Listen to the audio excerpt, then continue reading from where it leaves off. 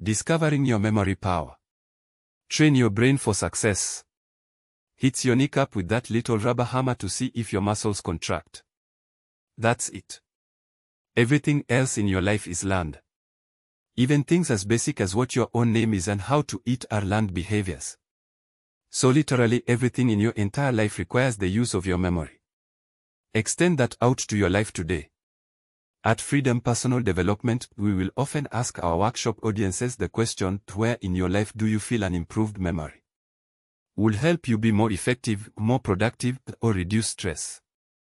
Just a few of the common answers we hear from professionals. I wish I were better at remembering people's names. I wish I could deliver presentations without looking at notes. I wish I could learn product knowledge quicker. I wish I could remember dates and times for appointments. From students. I wish I could remember foreign language vocabulary. I wish I could remember math formulas and equations. I wish I could remember things like the preamble to the Constitution, all the presidents, states, and capitals. I wish I felt less freaked out when taking tests. Honestly, I could just go on for an entire chapter about all the ways that we get to use our memories as tools for getting through life, so here's the best news.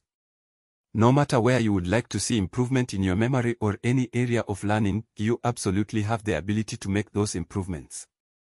A significant body of research now confirms that for all practical purposes, your memory is actually perfect. You literally never forget anything. Some of you right now might be saying to yourself, "Okay, Roger, you just lost me.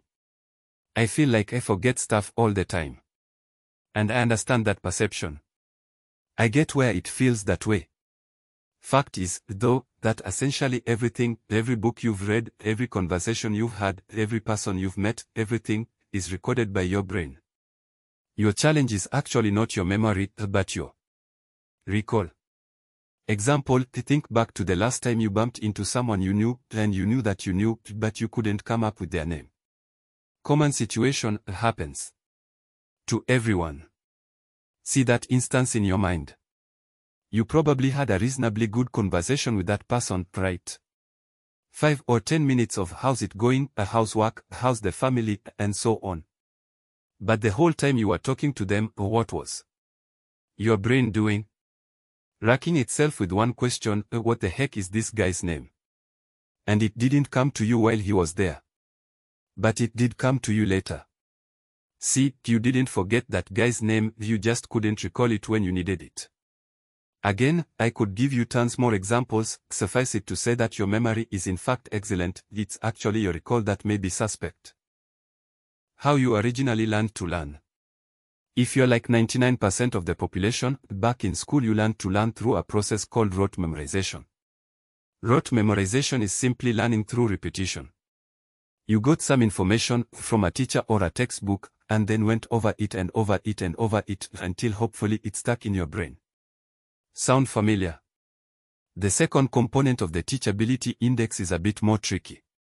It's called your willingness to change, and it cannot be taken for granted ever. Anyone who attends one of our programs or picks up a book called Train Your Brain for Success inherently has a strong desire to learn. Nobody inherently has a strong willingness to change. It's because of the comfort zone we discussed in the introduction. We are hardwired to stay wherever we are and do whatever we have been doing, even if that behavior pattern isn't getting us the results our conscious mind wants. I'm not saying that you can't have a high willingness to change, because you can. I'm just saying that if you want to boost your willingness to change, you will need to do it consciously and purposely. It won't happen by accident. So what would you say is your current willingness to change score? Willingness to change score. Now that you have some numbers, the correct way to gauge your teachability index is to multiply the two scores. The highest possible score is 110 times 10. So why not do that now, just to see what you come out with? Desire to learn score times willingness to change score equals total teachability score. Notice that even if your desire to learn is a 10, if your willingness to change is a 0, your total teachability score is 0. For you to really learn, both scores need to be high. Don't just pay lip service to learning, do it. You picked up this book because you want your life to be better, true or false? Of course it's true, so if you really want that, you must do something different. The Chinese actually have defined insanity as doing the same thing over and over and expecting a different result. Lots of our clients have told us this is a useful exercise anytime the objective is to learn something new. There's no need to be judgmental or upset, it's just helpful to notice. If someone has a higher teachability score than you, it does not make them better than you, but it does mean they will make progress faster than you. All this is to say that for these chapters on memory training, I have one tip that will help you get maximum value from them. The method you learn here definitely produces results, but it is different than what you are accustomed to.